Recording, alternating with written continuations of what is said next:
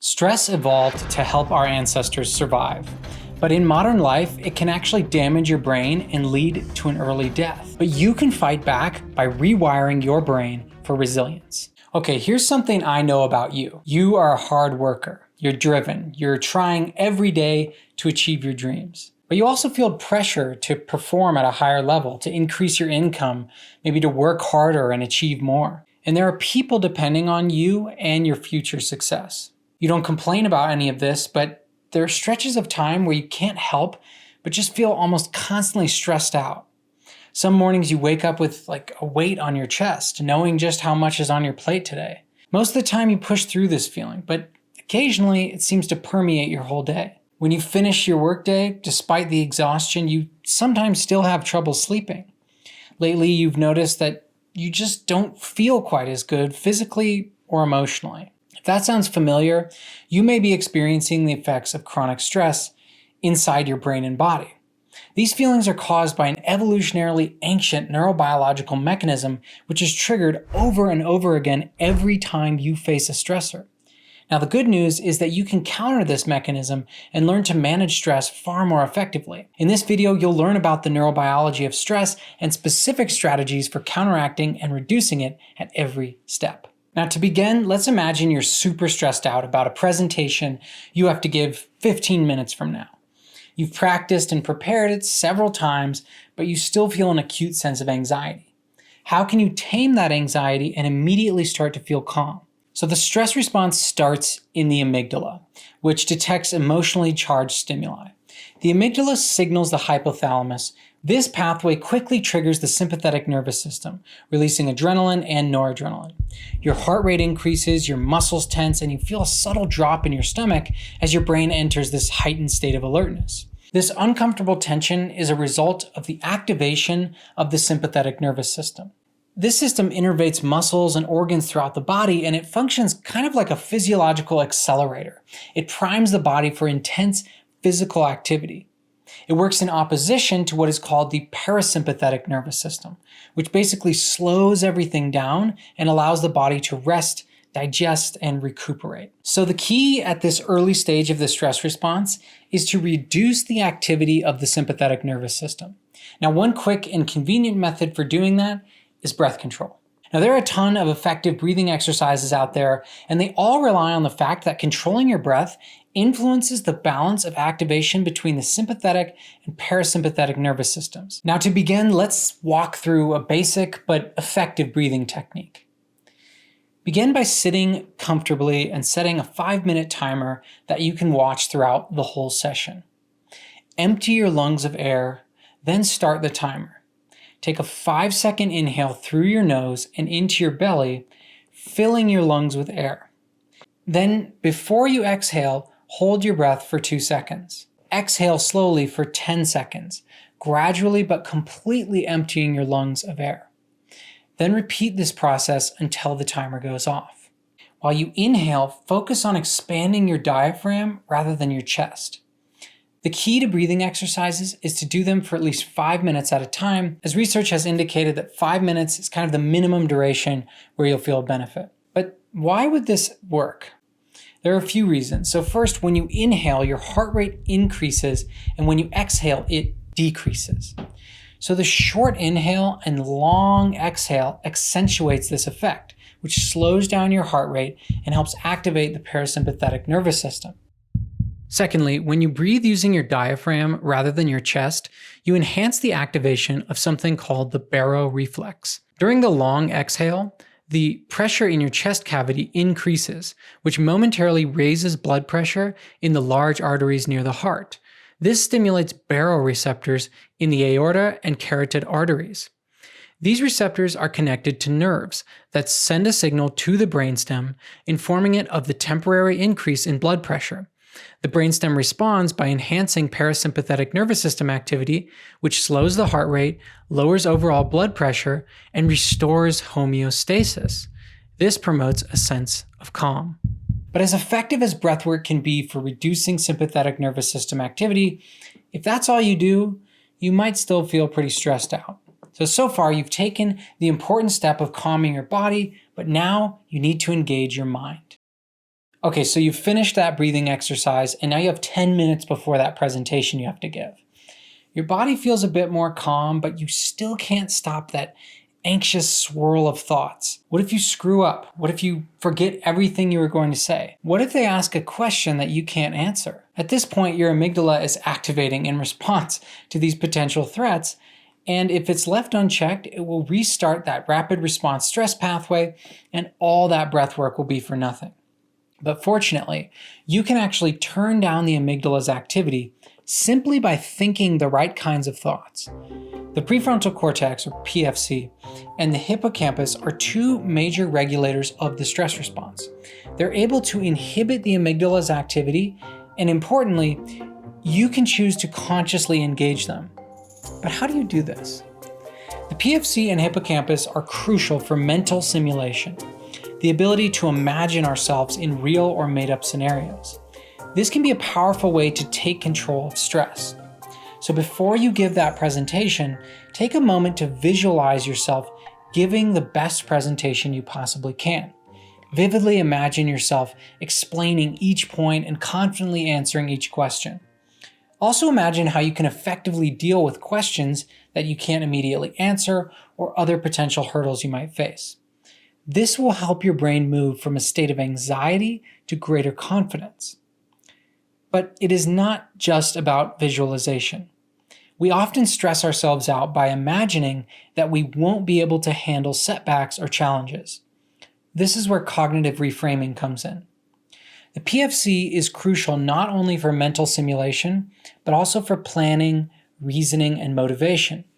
By taking a sober, honest view of the challenges ahead, you can engage the PFC and learn to turn down the amygdala's response. So if you're freaking out about that presentation, instead of just thinking, I'm going to screw it up, you might reframe that to, I'm well prepared, I've managed similar challenges before, and I know I can work through this step by step. And the prefrontal cortex can also inhibit a second pathway, which, if left unchecked, may produce a feeling of hopelessness and the felt inability to take action during stressful experiences.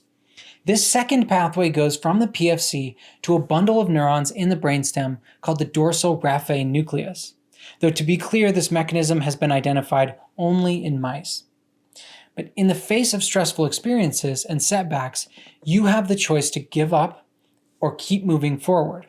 When you choose to keep going, you activate this pathway and prevent the dorsal raphe nucleus from releasing a flood of serotonin. This prevents what psychologists call learned helplessness. In short, it makes you stronger and more resilient. Okay, so let's say you just finished that presentation and you feel pretty good about how it went. You finish up your work for the day, shut off your computer, and head home. But once you get home, you feel a new wave of stress crashing in. Tomorrow is going to be incredibly busy. You'd been spending so much time on the presentation that you neglected some of your other work, and here you are at home with no way of completing any of that work. The sympathetic nervous system gets going and you feel that familiar tension. You jump on social media and the doom scroll begins. At first, this seems like a welcome reprieve from the stress of the day, but as you look at your friends' pictures of sunny beach vacations and their endless accomplishments and achievements, you can't help but compare yourself unfavorably. So what began as an escape from the stress of the day transformed into a downward spiral. So you grab a bag of potato chips as a bit of comfort food. As you continue scrolling and sinking deeper into self-doubt, the hypothalamic-Pituitary-Adrenal axis activates. This is the second major stress pathway. It takes longer to activate than the first, but it also lasts longer, and unfortunately, it does more damage to your body over time. So first, the hypothalamus releases what's called corticotropin-releasing hormone, which signals the pituitary gland to release adrenocorticotropic hormone, or ACTH. This then prompts the adrenal glands to release cortisol, which is a stress hormone that sustains the sympathetic nervous system, keeps you awake, alert, and high-strung. So what should you do? Well, at times like this, the third stress reduction strategy becomes crucial. The strategies we've already talked about, breathwork and cognitive reframing, would be great, But when you're tired, after a long day of work and you have just a little bit of extra time, it can be particularly helpful to give your brain a break from stimulation and thinking. This is where meditation comes in. Now, mindfulness meditation has been repeatedly shown to improve stress regulation, partly by strengthening the connection between the amygdala and PFC. Mindfulness meditation has also been found in some studies to reduce cortisol levels, particularly when it's practiced consistently over time. The key is that you need to do it for at least 10, but ideally closer to 20 or 30 minutes per day. That's when you'll really start to feel the benefits. Now, mindfulness is all about noticing what's happening in your moment-to-moment experience without getting distracted or wrapped up in the thoughts and feelings that arise. It allows you to take a step back and see how things are affecting you. Perhaps the most powerful thing that mindfulness training gives you is the ability to experience negative feelings without spiraling into them or wasting energy. Because in the midst of a stressful experience, it's enormously beneficial to stop, listen to the feelings emanating from your body, and simply breathe through them. So after you meditate, you're feeling a bit more relaxed. You put the phone and chips away and decide to make dinner, right? But lately you found that no matter what you eat, your digestion is acting up, and that leaves you with stomach aches. What you're feeling in this case is the cumulative effects of chronic activation of the stress system, specifically the damaging effects of excess cortisol and other glucocorticoids that are constantly coursing through you. In fact, one of the features of the stress response is a halting of the digestive processes.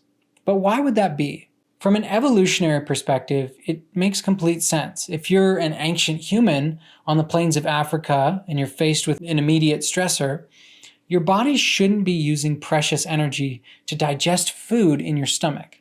Instead, it should be diverting energy to muscles so you can run away from the predator lurking in the grass. Then the stress response would go away once you escaped the predator and got back home. But chronic psychological stress, like the kind you're facing, keeps the stress response chronically active, and that leads to frequent indigestion. So improving your ability to reduce and manage stress using the techniques we've discussed so far will help improve these digestive issues over time. But right now, a more immediate problem demands your attention: the need for sleep.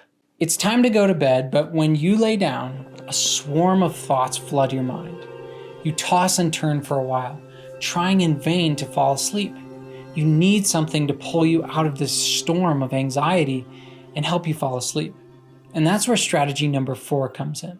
Yoga Nidra, or what is sometimes called non-sleep deep rest, is a type of guided meditation practice that brings the body and mind into a state of deep relaxation while maintaining conscious awareness.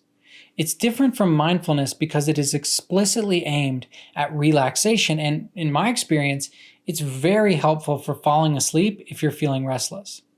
The studies that have been done on Yoga Nidra suggest a beneficial effect on stress reduction and sleep quality, although the research in this area is sparse.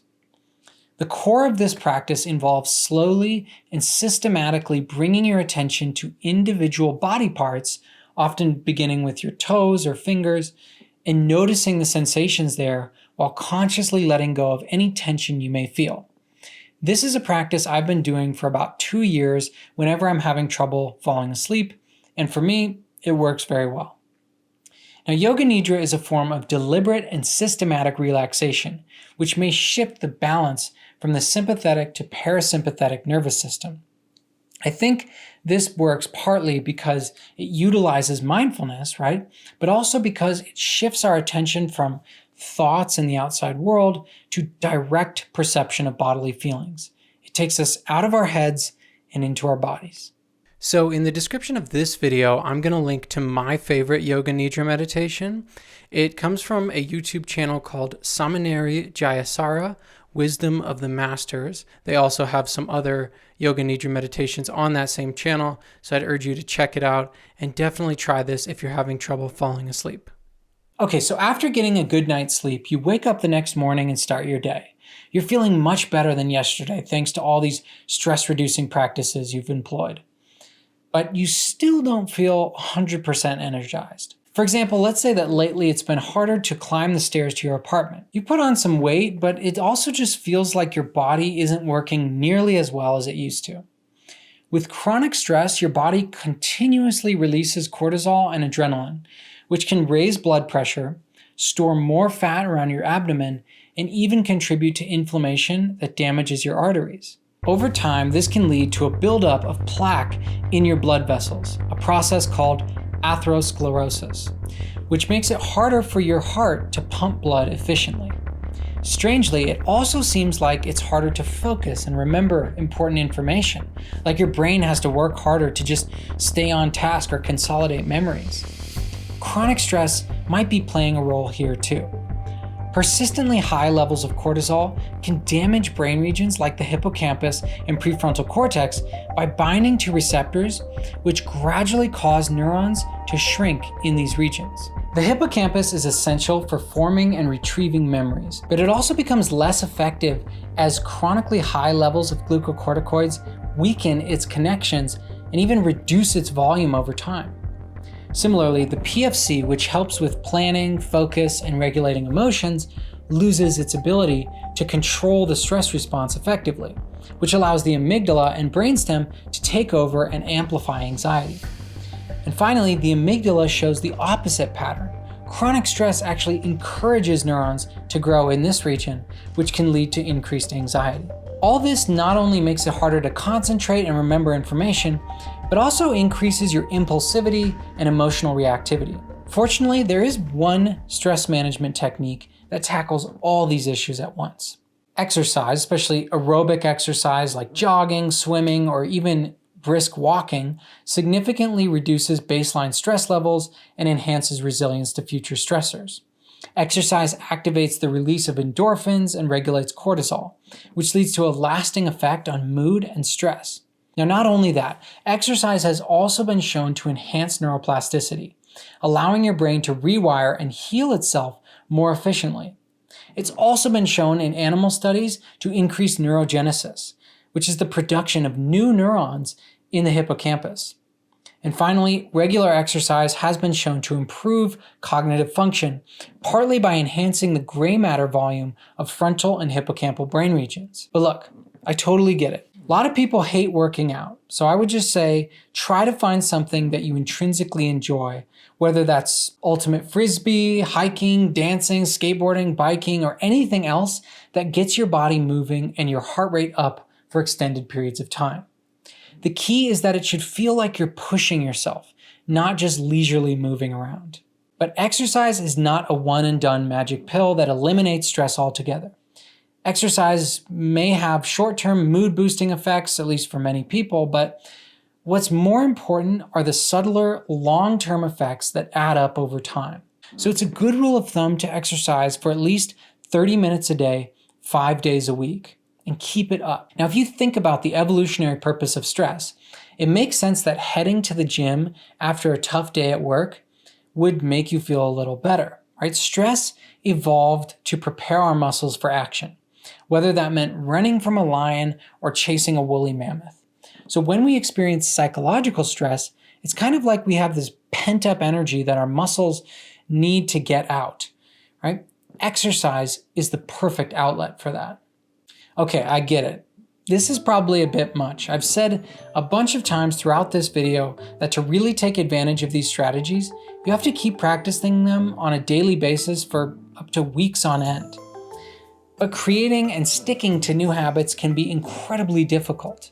In the brain, you basically have to train your dopamine system to want to carry out these new behaviors by using cues and rewards. You also have to engage your brain's valuation and identity systems to start to see these new habits as part of who you are. But how do you actually do that? In my most recent Patreon-only video, I talk about the science behind habit formation and how I've used a neuroscience-based strategy to program tons of healthy behaviors into my brain. To get access to that video, go to patreon.com/senseofmind and sign up for the $4.99 tier or higher. And if you can't afford that right now, you can do a 7-day free trial so you can watch the video and then cancel. However, I could really use your ongoing support to keep creating content, improving the quality of the content on this channel. So I really hope you'll go check out the Patreon page. And anyway, thanks so much for watching. I'll catch you next time.